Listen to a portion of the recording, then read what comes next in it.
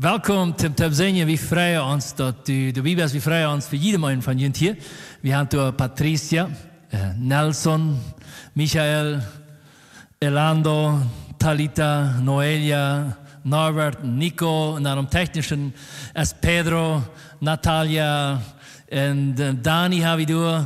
En in de camera nog, in de andere camera, Alex. So, we freuen uns, dass ihr alle hier seid. Wir freuen uns, dass du den Phone, den Computer, den TV eingeschaltet hast und durchschaust. Und mocht einfach mitmerken. Wir wollen Gott loben, preisen, arm singen. Und du wirst eingeladen. Einfach mitmerken.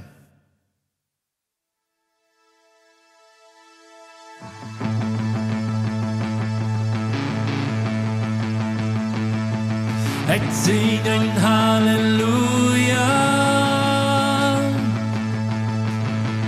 En je een woord van mijn vriend.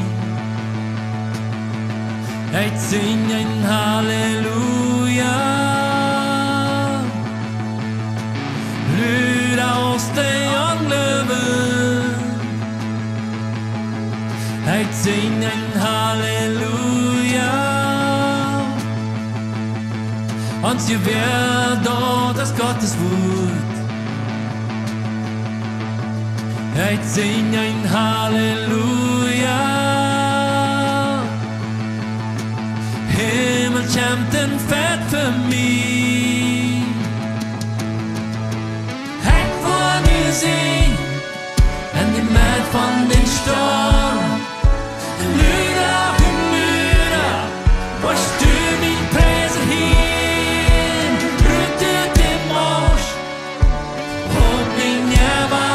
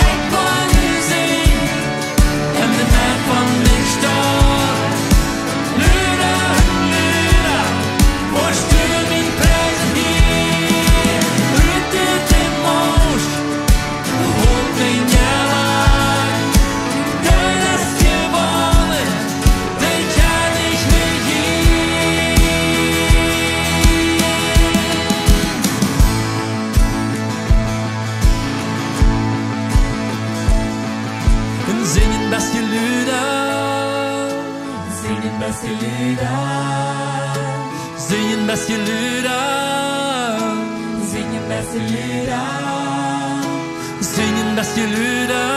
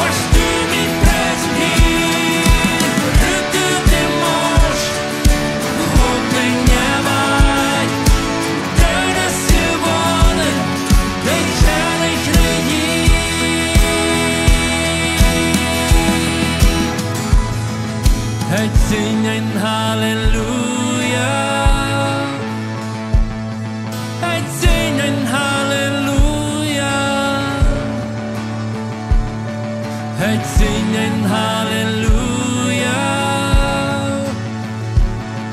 Heute singen Halleluja. Heute singen Halleluja. Heute singen Halleluja. Heute singen Halleluja. Heute singen Halleluja.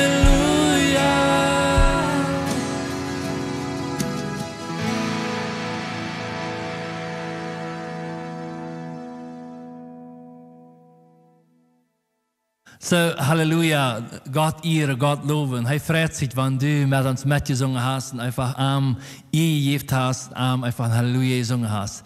Und will wieder singen. Das ist ein wunderbarer Nummer. Und den schauen wir hier auf Erde. Wenn es dort uns Freund, dort uns Rala, dort uns Gott, dort die, wo die in mir, wenn wir am Hort haben, den Heiligen Jesus gegeben haben, und wir Fanschluppe kennen danach, in Frieden, in Ruhe, und das, ja. Dat is die wat allemaal bij ons is.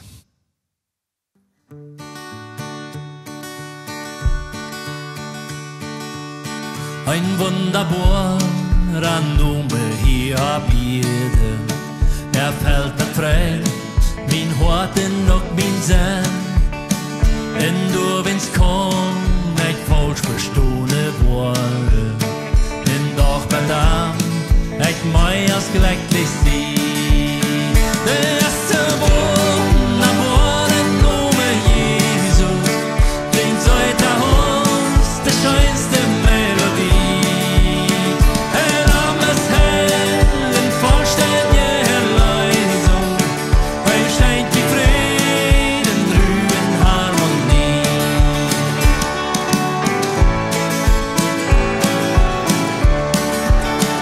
Hij är sein Nummer heba.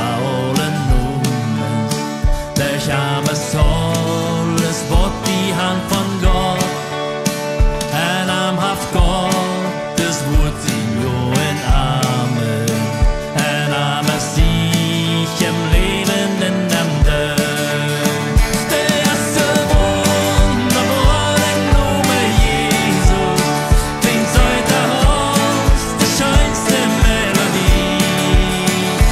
Namens Herren, vollständige Erlösung. Hij scheen wie Frieden, Ruhen, Harmonie.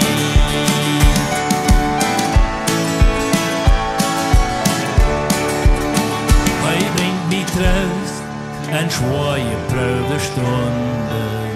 En wann dort dunkel wordt en alles breit. Jo, wann dort schien, dort alles unjagunde. Scheint hij vom Nien, mi möten te versehen. Der ist so wunderbar, Nummer Jesus. Klingt so aus, die schönste Melodie. Namens Herren, vollständige Erlösung. Hij schenkt die Frieden, Ruhen, Harmonie. Jo, wann dort schien, dort alles unjagunde. Scheint hij vom Nien, mi möten te versehen. En wann ich schon gröten Nummes komme, dann strahlt der Nummer Jesus ewig Licht. Yes! Der ist so wunderbar, Nummer Jesus. Klingt so aus, die schönste Melodie. Namens Herren, vollständige Erlösung. Hij schenkt wie Frieden, Ruhen, Harmonie.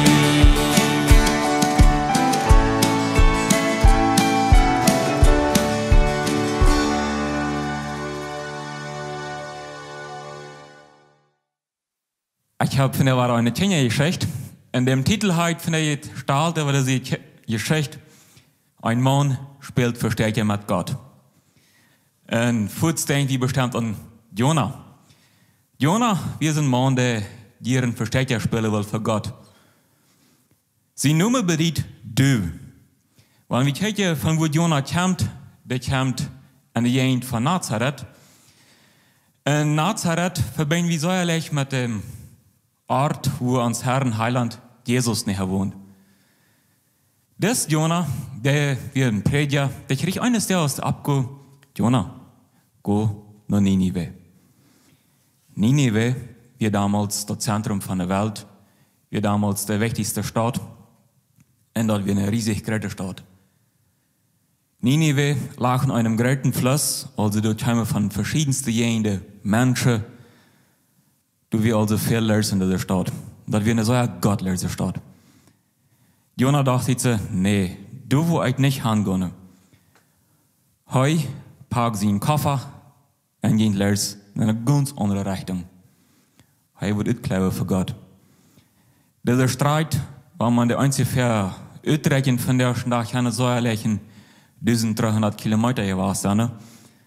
Also, wenn wir hier vom Schako einmal hin und Tränen aus den Zielen fahren, dann nachher da fahren, dieser Streit soll heute fortgehen.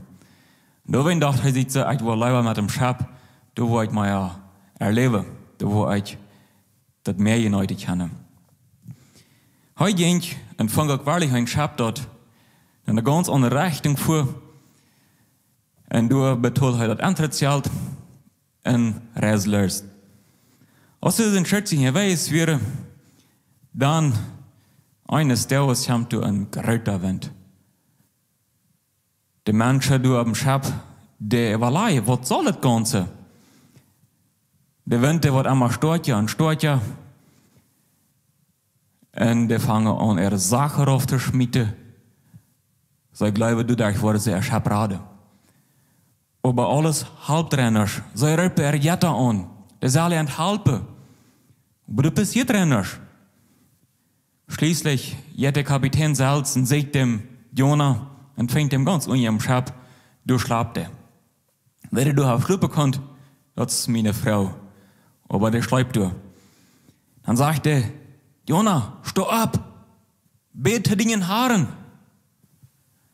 Dann fragt er noch wieder, wer bist du? Was bist du für ein Mensch? Und während das Ganze, dann merkt er auf dem Schab Lazarus, um zu verlassen, wer wird der Schilder sein, wenn es damals wird, Ferke wird verlassen. Und das lasst trotzdem dem Jona. Und nu fragt der Kapitän frisch, Jona, was hast du bloß getan? Dann sagt er, weißt du was, ich dein dem Leben in Gott. Ich bete ihm an, der wird Himmel in ihr gemerkt hat. Diesen Gott, dein nicht sie uitgekläft. Was? Das geht dir nicht. Man rannt dir nicht für seinen Gott weg. Ja, hij weer dat bij doen. En de mensen die probeeren hem alle te ruderen, dat helpt alles nicht. Schließlich sagt Jona, schmied mir mehr an. Das ist die einzige Lösung von der. Euer sei das gerne. Bete sei zu Gott, dass Gott ihn soll bewahren. Man sei einen arschlichen Mensch zu der merken. Das geht ja nicht. Nur weil wir hier ein Mensch, ein Mann schmiedet, der arschelig ist. So schmiedet dem Jona an, und Fuß hast du eine große Furcht. Alles ist still. Du hast keine Wahl mehr. Der Schab schwammt Schmack wieder. Und dieser Mann auf dem Schab, der war so mit einer Furcht erfüllt, dass sie du ein Tier nehmen und schlachten und den lebenden Gott anbeten. Also dem Gott im Himmel, dem beten sie an und danken dem dafür, was du passiert ist. Vielleicht hast du eine Abgabe, was bis allein du deine kannst. Und vielleicht bist du mal uitgeklärt, vielleicht jankert die Abgabe durch deine. Ich merke ganz mild, weil wir das deine. Was immer die Abgabe ist, Gott reibt die dort, Gott wird dir befehlen. Danke, Jesus, dass du uns in deinem Wurzelklar für heute hast, dass du was bei uns an, Jesus. Jesus, Dankeschön, dass du immer bei uns bist und uns helfen das und dann wird er abgeützt. Manchmal, weil wir uns verstärken. Aber dass wir hier sein bei Jona, das helfen wir nicht. Bitte verzeih, wo wir wachgerannt sind, wo du uns dann abgeräumt hast. Und bitte helf, dass wir dienen, stammen, die Horche. Amen.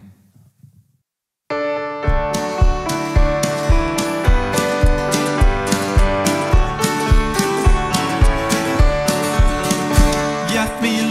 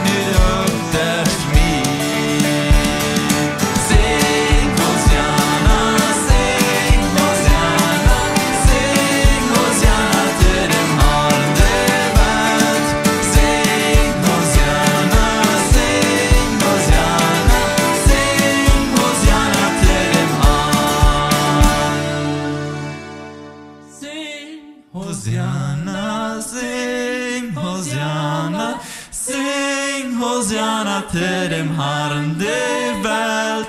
Sing Hosianna, sing Hosianna, sing Hosianna till dem Herrn. Sing Hosianna, sing Hosianna, sing Hosianna till dem Herrn der Welt. Sing Hosianna, sing Hosianna, sing Hosianna till dem Herrn. Amen. Vielleicht hast du dir mal die Frage gestellt, was sehe ich auf diese Erde? Dann bist du sicher nicht der Einzige. Ich habe mir das auch mit mir gefragt. Zu was lebt man? Zu was ist man auf dieser Erde als Mensch? Jetzt durch verschiedene Situationen im Leben, haben war da mal jetzt eine Schein, der andere jetzt schlecht. Mal ist was schworet und dann noch war was leichtet. Aber was ist all das Sinn in dem, dass ich existiere? Die Bibel, der ist sehr kartenklar darüber, zu was wir existieren. Der merkt uns das überhaupt nicht kompliziert. Der sagt, du bist dazu da, dass du dem Herrn dienen Gott mit dem ganzen Hort, mit dem ganzen Sinn, mit deiner Säule und mit deinen Gedanken sollst Gott sein. Dazu bist du da. Wieder sagt er, du bist dazu da, damit du dienen nur bei größer Gott bist, aus dir selbst. So all das, was du für dich selbst tust, heute sein für deinen Nachbar zu sein. Die Antwort ist, du bist dazu da, damit du Gott über alles in deinem Leben, so als auch deinen Nachbar, sollst Gott sein. Wir leben in einer egoistischen Welt, wo sich alles an mich dreht, für mich, an die für die, wo in jeder einer nur das Sinne sitzt und dort verstreiten wird. Alles dreht sich um meine kleine Welt. Durch die Welt auch viel größer ist. Meine Wünsche, was ich möchte erreichen, was ich mir möchte arbeiten, was ich möchte verdienen, und so weiter und so weiter. Ein Beispiel in der Bibel, was uns von einer ähnlichen Angelegenheit vertelt, finden wir in Lukas Kapitel 12, wo ich mal ein paar Verse lese ab 21, ab 16, Entschuldigung, ab 16, bis 21. Da vertelt Jesus ein Beispiel und sagt, da wir ein reicher Mann, der von seinem Land eine große Arend hat.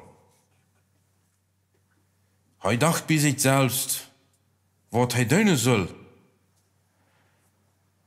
Weil er hat nicht in die Speicherraum der Arend anzubringen.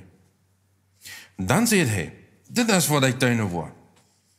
Ich will meine Speicher durchbrechen. En Ratabü. En daar ben wo ich all mijn Getreide en meine Sachen heilig habe. En dann wo ich zu meine Säule sage, Säule, du hast für viele Jahre ein großer Verrat abgespeichert. Nu sie ruhig, at und trinken, sie mütig.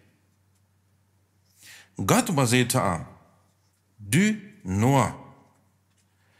Diese Nacht wird deine Säule von dir gefordert worden. Und wer wird dort dann schreien, wo du die Wache leicht hast? So wird dort die Gune, die für sich selbst ein Schatz, Wachleihe und über für Gott zu beseine, nicht rick sind. Das Mann, der dacht bloß an sich. Und ich glaube, wir gehen viel schlechter aus, den ich wahrscheinlich. Jesus braucht das Beispiel hier, anstatt mal fertig stellen, damit wir mal irgendwann im Spielchen sein, wir sitzen mit uns im Speicherraum ut. Wie sieht das mit unserer Einstellung bezüglich unseren Sprecherin aus?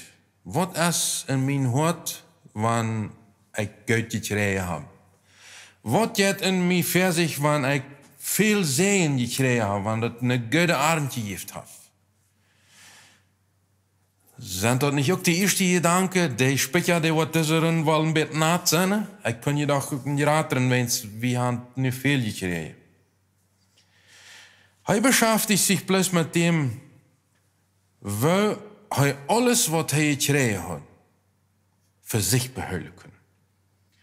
So, das ist jedoch mein Sehen, nicht? Dem wollte ich eigentlich bloß so wiedergeben, wenn ich dem gekriegt habe. Dann hat Gott die sehen können, nicht? Wenn die, das will das wieder zu haben. Oder vielleicht würde es nicht so sein, nicht? Aber Gott hat diesen Mensch Erfolg gegeben und er dachte, wie kann ich das tun, dass das unter meine Pflichten bleibt? Dass ich das kontrollieren kann, dass ich die Herrschaft beibehalten kann und über allem, dass ich mit keine Sorge merke über die Zukunft. Warum nicht? Weil ich kann ja alles sein. Der Pharao das tue, ich kann ihr neute. Das wir was seine Anstellung wir. Er meint, das hier alle bloß an. Und er muss mehr Sprecherin, dass er all seine Sachen plus der Abend in dem Sprecherin beibehalten kann. Wozu Gott am Oberdach sein muss. Das Beste im Leben, das hast du dir verpasst. Du hast dich so sehr fixiert, du hast dich so sehr konzentriert auf das, was verdiene ich und was du glaubst, was die darstellen wird, dass du das Beste im Leben verpasst hast. Du hast deine Sicherheit auf Streu gebüht. Diese Nacht, sagt er, diese Nacht hielt alles ab für dich. Was weißt du mit dem Specherfall? Wer soll all das haben? Du hast den Specher durchgeredet und hast den Rat drin gebüht. Wem weißt du dort gerne? Vielleicht fragst du dann, was ist das dann? Was Gott wirklich an mich interessiert, man dem das nicht interessiert. Er hat jedoch ein Interesse gewesen, an mich zu sehen. Dat ich gearnt habe, dat ich gesagt habe, dat ich ernten können, dat ein guter Ertrag gab. Wie das nicht Gott sein Interesse, dat er viel ernten können? Doch. Zweifel ich nicht an, dass Gott Interesse hat, diesen Mann zu sehen, damit er viel kriegen soll. Bloß dat wir nicht Gott sein Interesse, dass er das alle für sich behalten will. Dat er so egoistisch anfängt zu handeln. Paulus, der futtert so typ in Galaterbrief im Kapitel 4, Vers 6, wo er sagt, bei Jesus Christus teilt dort nicht ein bisschen auf wie beschnitten oder nicht beschnitten sind. Wo teilt dann bei dem? Dort teilt nicht ein Bett auf den Specher Fall ist oder auf der Ladig ist. Dort teilt nicht ein Bett auf den Schlinen hast oder den Gröten hast. Dort teilt nicht ein Bett auf die noch Sachen hast, die du nennen musst oder nicht. Das teilt nicht bei Gott. Was teilt dann? Bei Gott teilt Glaube, der durch Leben zum Verschieden kommt. Das ist, was bei Gott teilt. All das, was dahinter ist auf Streugebiet. Das kann von der, was Maria nicht mehr existieren. Doch das, was durch im Glaube, durch der Leben zum Verschieden kommt, das ist, was hinter dem Specher auch noch zu sein ist, wann der mal soll aufgebrannt sein. Und was niemals in Frau gestellt worden wird. Gott interessiert das nicht, wie viel du im Jahr für deine kost. Dem interessiert das nicht, wie reich du ab irdische Jüter seine Ware kost. Dem interessiert das nicht, wie viel Titels du im Leben erreichen kost. Wie viel Instrumente du spielen kost.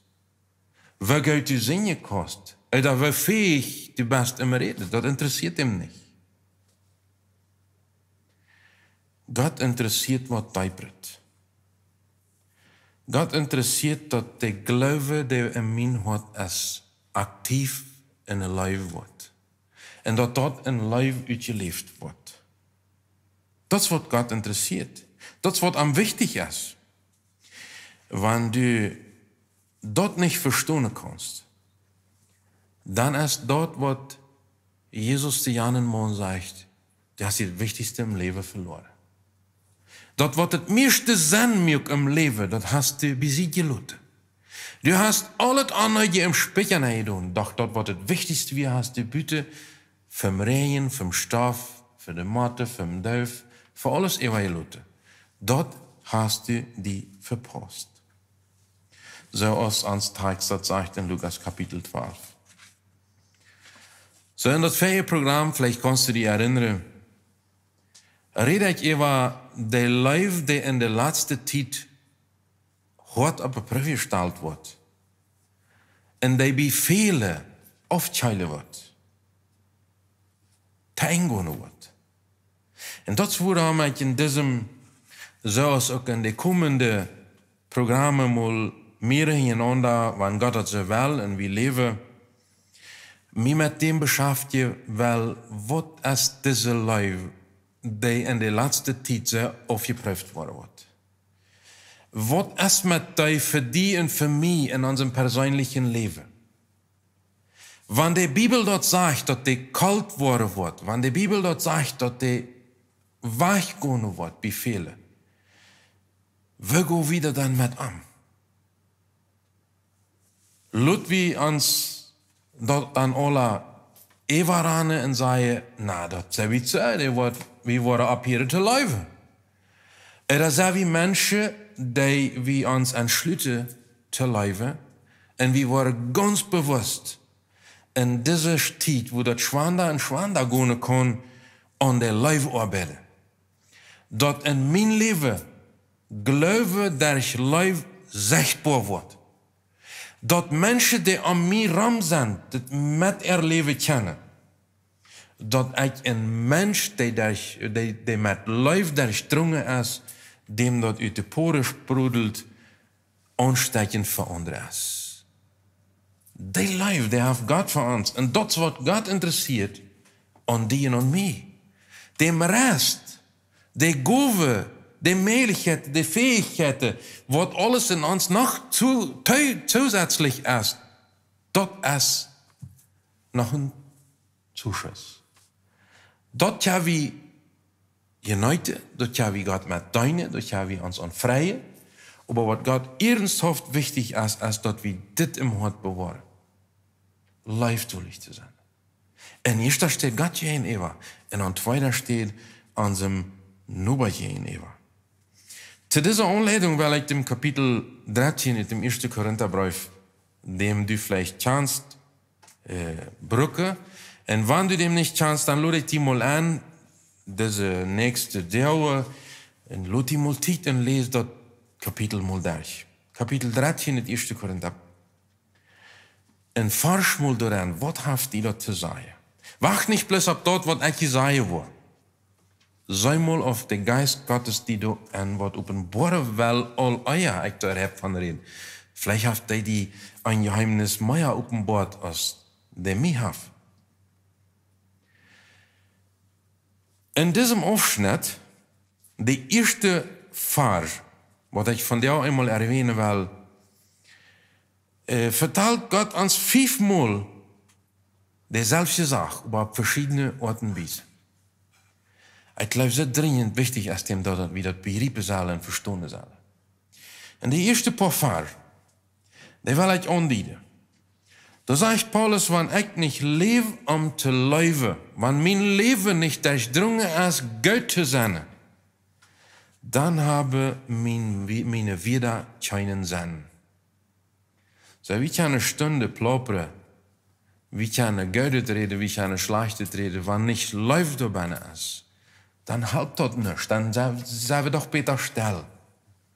Er sagt, wenn ich mit Menschen, und dann jetzt noch wieder, wenn ich mit Engelsprache reden kann, das mal eben natürlich durchzustellen, noch wieder aus dort, was uns verstand, begreifen kann. aber nicht Leib hat, wie ich nicht mehr als ein Bimmel, der geräuschen mag. Und wenn ich ein Prophete gehoven hat, prophetisch reden, das ist doch al wat großartig, wat wunderbar. Aber auch wenn ich dort hat und nicht leben mein hat ist, dann halt das auch nicht. So, wenn wir ganz ehrlich sind, das ist angenehm, Menschen zu haben, die sprachfähig sind, nicht? Die einfach reden, das kommt von der Zunge, das ist, wenn du nicht einen Punkt nach dem Kammer gestellt braucht. Ure war Rata. Und dat je schijn zijn mens unterhorchen, dat helpt nicht, wann nicht live dabei ist. So wat helpt all die Sprachfähigkeiten, die Möglichkeiten zu reden, wann dat nicht mit live durchdrungen ist. Gott ist dort nicht wichtig, ob wir gut reden können. Oder ob wir sprachfähig sind oder nicht. Dem ist dort wichtig, ob wir fähig sind zu leben. Ob wir fähig sind, arm Gott zu sein. Ob wir fähig sind, unserem Nachbar Gott zu sein. Das ist, was Gott interessiert.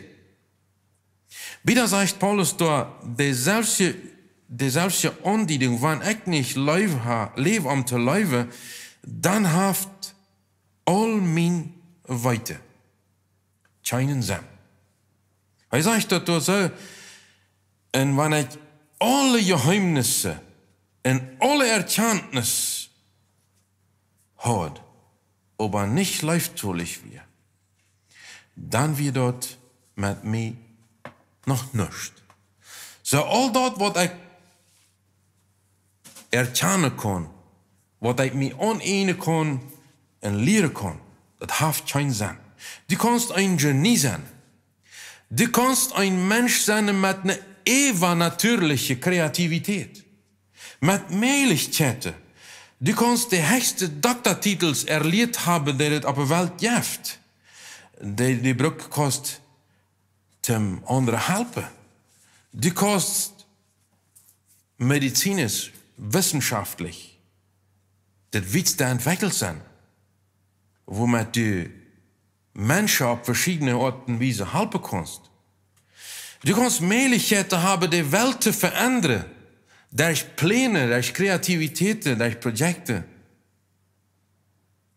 Du kannst die besten Berechnungen merken kennen, um das Projekt zu funktionieren, dass es rentabel ist. Die höchste wissenschaftliche Erforschungen erreicht haben. Du kannst die Bibel aus dem offenen Lexikon beherrschen können, auswendig zu weiter. Doch, wenn ich live da ist, halbt all dort weiter nicht. Das ist eine sehr krasse Aussage. Woran würde das nicht helfen? Gott hat mir doch aus einem Mensch gemerkt, und er kann jedoch mit den natürlichen Fähigkeiten und Gaben, die er in mir angelegt hat, kann ich doch nützlich sein, nicht? Oder Paulus sagt nicht. Wann ich live dabei ist, als all dort, was Fähigkeiten sein, Möglichkeiten sein, was natürlich ist, was nicht wahr geboren ist vom Geist, streu. Dort hielt so oft Gott janem nur sehen, von der zu uns ab. Das geht nicht wieder.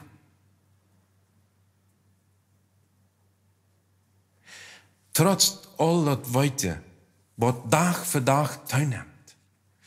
Ich kann dir das Leute versichern, in seine die Welt ist voll von Weite. Wie Weite von der viel mehr als jemals Eier. Dat Weite nimmt Tag für Tag zu. Doch wir haben die selbst Probleme, die wir all Jahre hatten. Und das ist noch immer Kriminalität gewesen, das ist noch immer Mord gewesen, das ist noch immer Missbrauch gewesen, das ist noch immer Raub gewesen, das ist noch immer Krieg gewesen. Das sind bloß noch mehr Probleme. Warum? Ich glaube, die Antwort für die Frau ist ganz einfach. Die Welt ist nicht bedürftig an meiner Weite. Absolut nicht. Die Welt ist bedürftig an meiner Leib. Die ist hungrig und durstig. Nur Leib. Leib ist das Einzige, was uns die Probleme, die wir haben, lösen kann. Krieg und Uneinigkeit verschwinden, wenn Leib anfängt zu hüsen.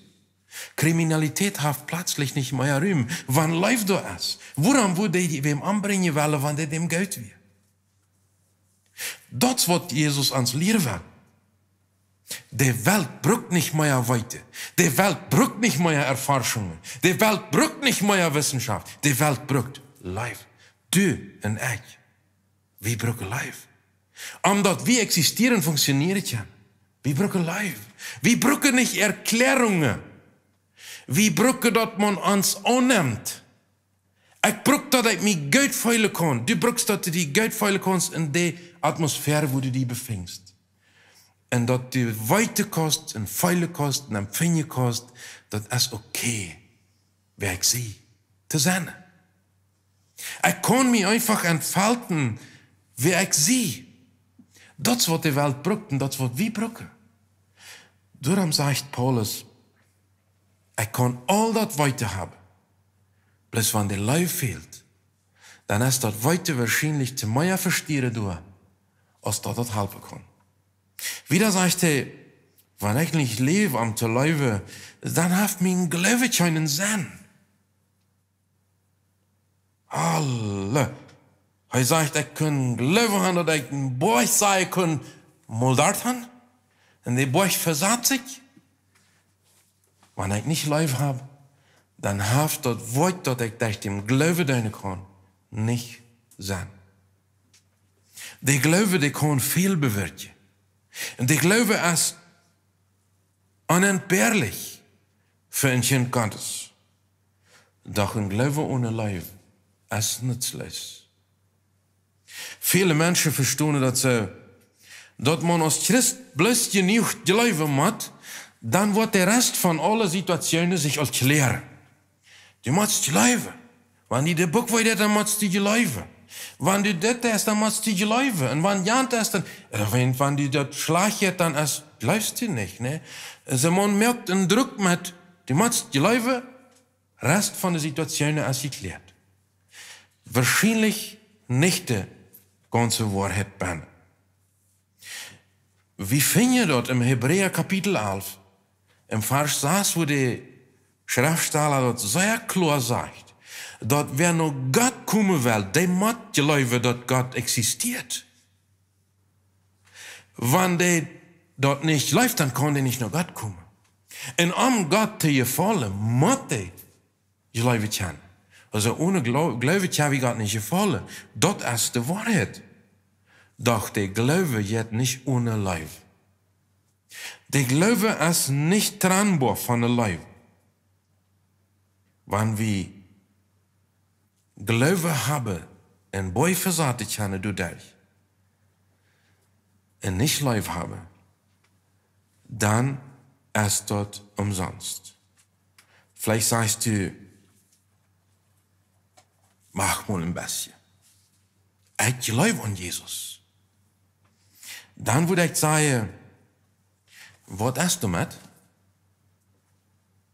Was ist damit, wenn du an Jesus läufst? Selbst der Satan läuft an Jesus. Ganz voll und ganz. Klar ist dem, dass Jesus existiert. Der hat verspielt in dem. Aber ich kann dir eine Sache versichern. Du wirst Satan im Himmel nicht finden. Was hält dem dann sein Glauben?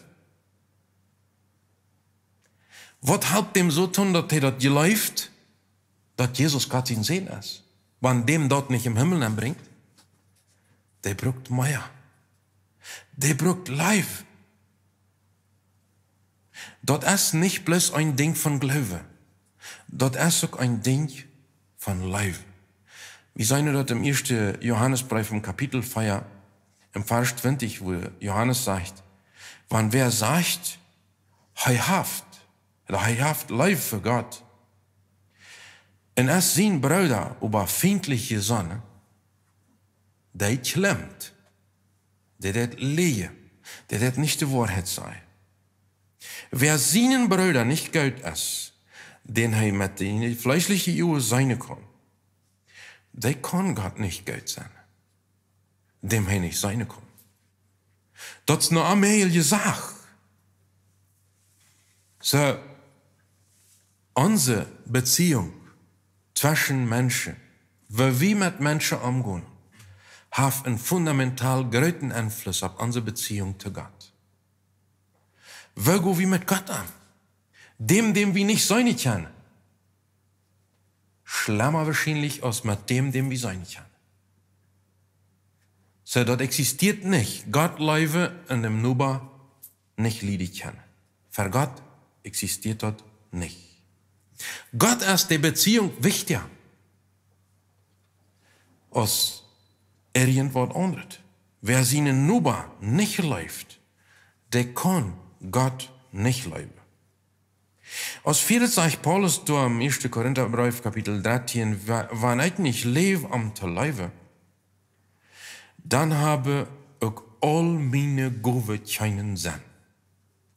So, das Mann, was sein Specher durchgebrochen hat, in dem Fall Getreide gebracht hat, der hat nicht anfangen können zu verteilen. Der hat Patricia was geben können, Nelson was, und David was, und Michael was, und Talita was, und Neulia was, und also wieder, ja.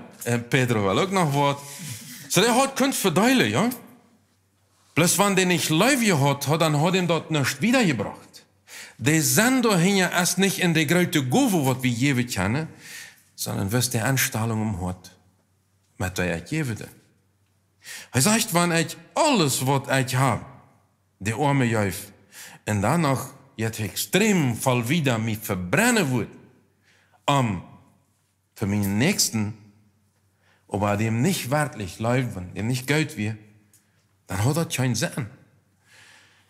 Das ist nicht unbedingt gemeint, dort man wer jaft, dort der Leib hat. Jana, der hat ihn später uitriemen können in der Gesellschaft, das verteilen können. Das hat ich ohne Leib deine können. Wir können her wie Sachen wachgeben, ohne dass wir Leib haben.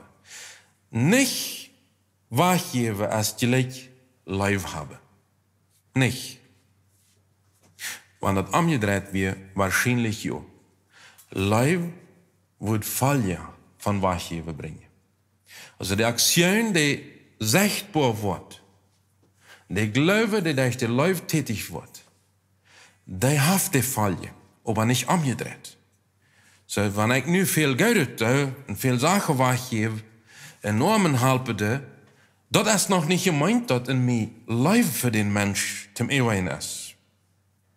Viele geben wills, sie weiten, wenn sie wem was gegeben haben, sie wollen was trinken. So, andere laden wem an zum Eten will, sie weiten, dass wenn ich dem anlade, dann war das 3 Eier laden worden. Nee?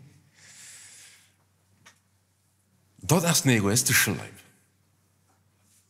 Jesus sagt, wenn du wem anladen wirst, dann lad Söhnen an, die dort nicht was trinken haben, die ganz daher bist. Der hat nicht einen Schub zum Schlachten, der hat nicht eine Hahn, was die riepen kann, der kann sich nicht ein Potje nicht riepen, der hat nichts. Der wird die nicht trinken, dem sollst du anladen.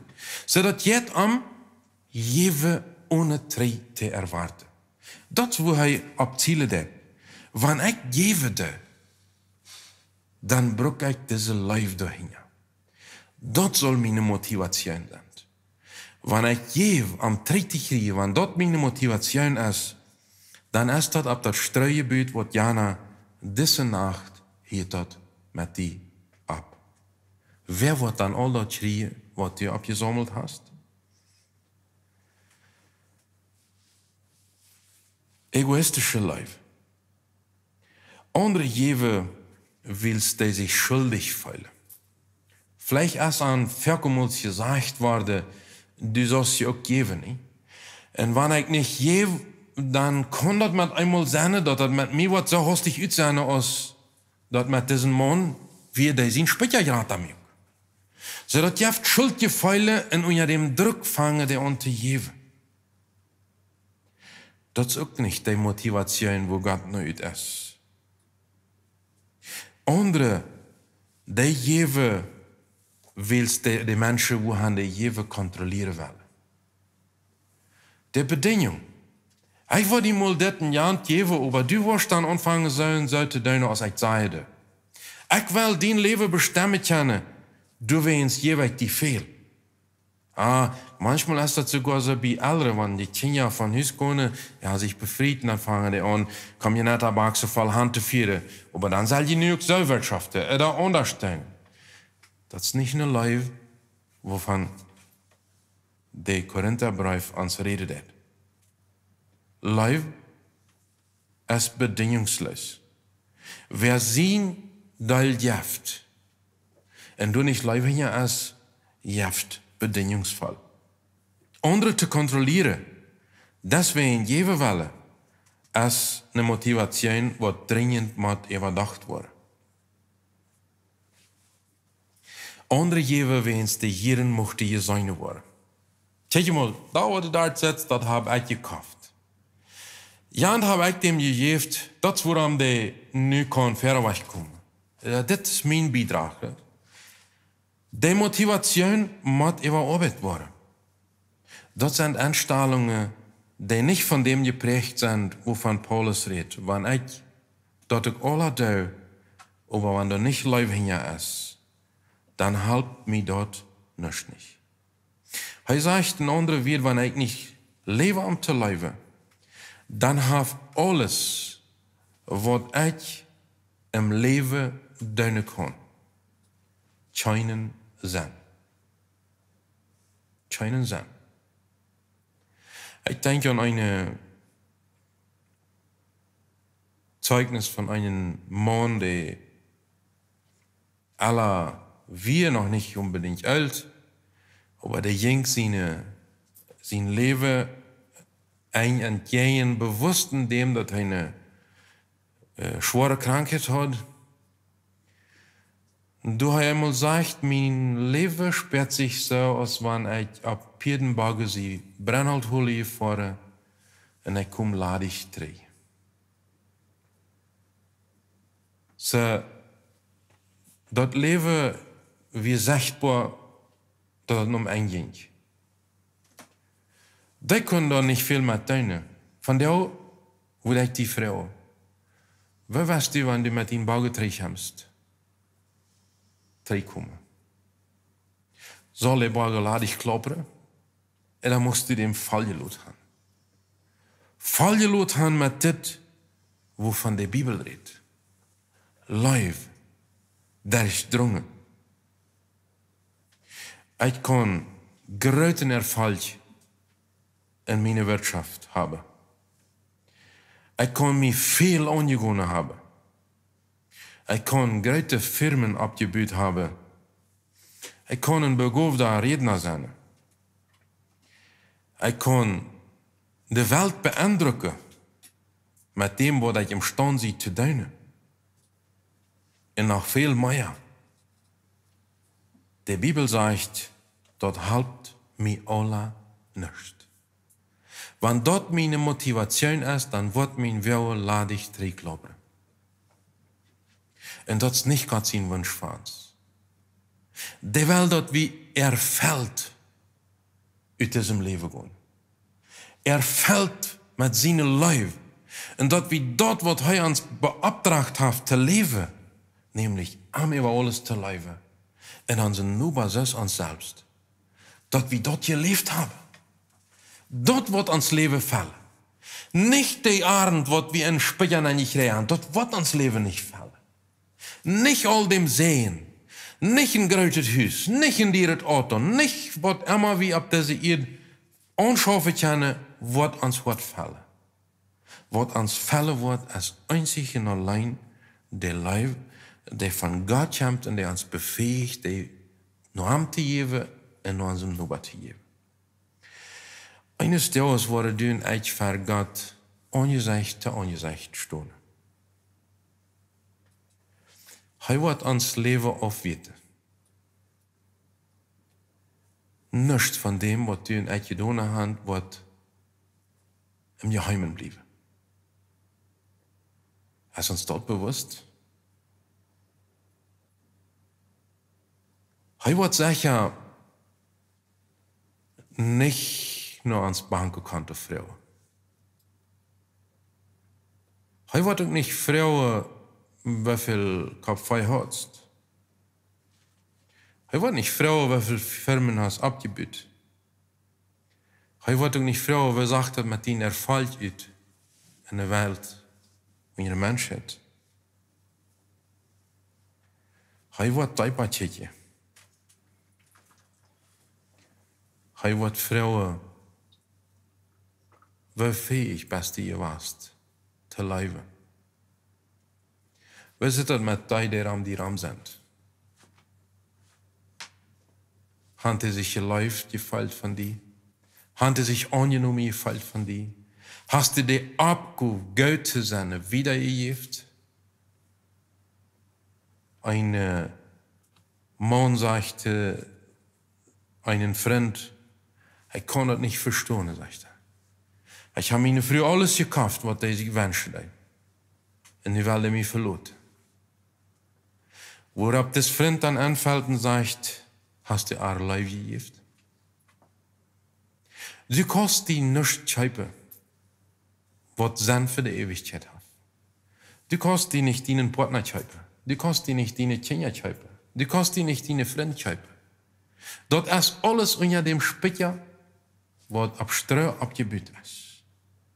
Gott wird ans Frauen, Havi, angeläuft, ab diese Ehe, Havi an seinen Nuber geläuft, ist uns dort wichtig gewesen, was am wichtig wird.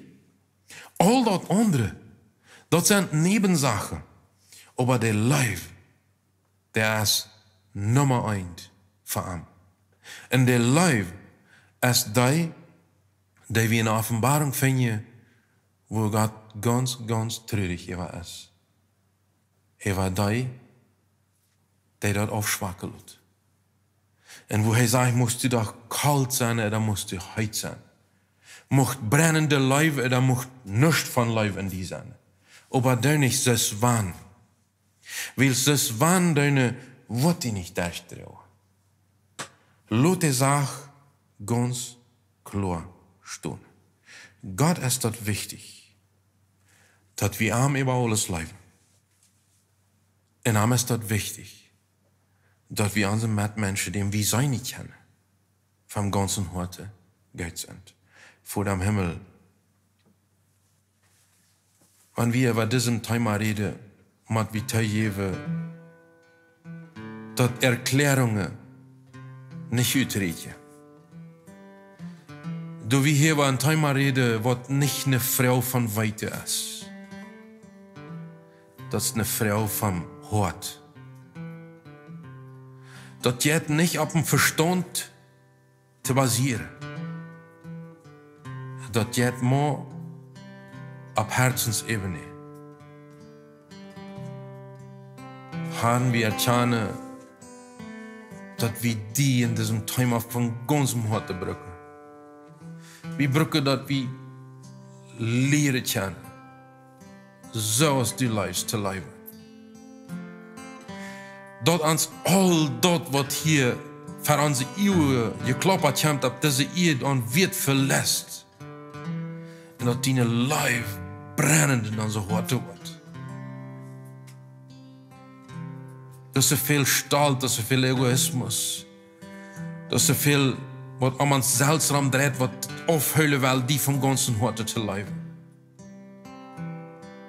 Wat du sagst uns, dat is sehr klar an deinem Wort. dass die dort über alles wichtig ist. Und ich bete, Herr, dass du dort in uns verwirklichen musst, dass du uns befähigen musst, zu leben. Menschen zu sein, die bereit sind, alles Tag zu lassen, aber nicht die Leib. Die Leib beibehalten können. Und die über alles vom ganzen Herzen mit einem angedeuteten Herzen leben können, in dem nur selbst uns selbst. Dass du verherrlicht wirst. Dass all dort, was sich um uns selbst dreht und wird verlässt, dass du in uns geraten wirst. Dass deine Leib, Horte, die um uns rum sind, schmelzen können. Menschen, die Hass erfüllt sind, lifeless sind, die von Sinn verbettert sind, verstockt sind, in Süchte verfallen sind, dass sie durchdrungen worden von deinen Leib und dass deine Leib so stark durch uns nur dann kommen kann, dass sie nicht anders kennen, als nur die kommen und für die auf die Neues kommen. Das sind nicht die Unschuldigen, die uns ver euch bringen. Das ist deine Leib, die am Schritt von sich gestorben ist, die uns ver euch bringt. En dein Leib, der es wird, neu zu worden, neu falsch zu worden, und wieder zu geben. In Jesus' Namen. Amen.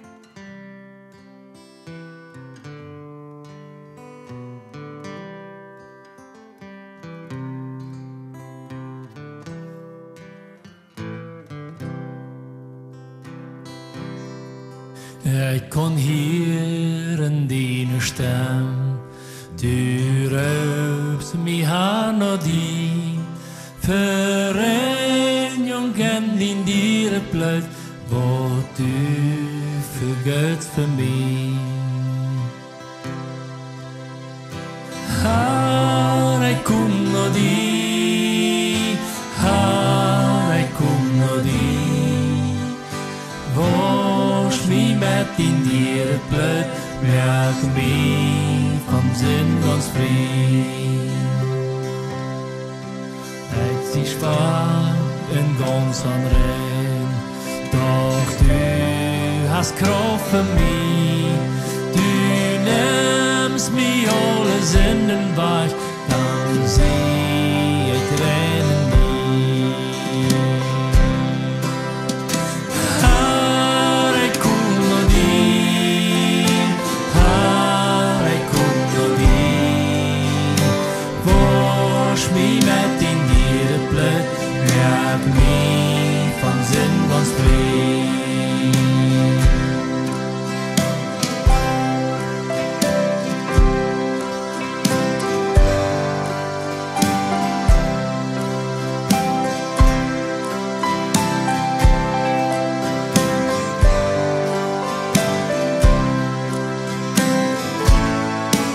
Jesus rührt mich noch an, nur seine Herrlichkeit, nur wahre Hoffnung in Trösten ruht für alle Ewigkeit. Herr, ich komm noch dir, Herr, ich komm noch dir, wasch mich mit in dir Blut, merk mich von Sinn ganz frei. Herr, ich komm noch dir, Herr, ich komm noch dir, wasch mich mit in dir Blut, merk mich von Sinn ganz frei. Merk mich von Sinn ganz frei.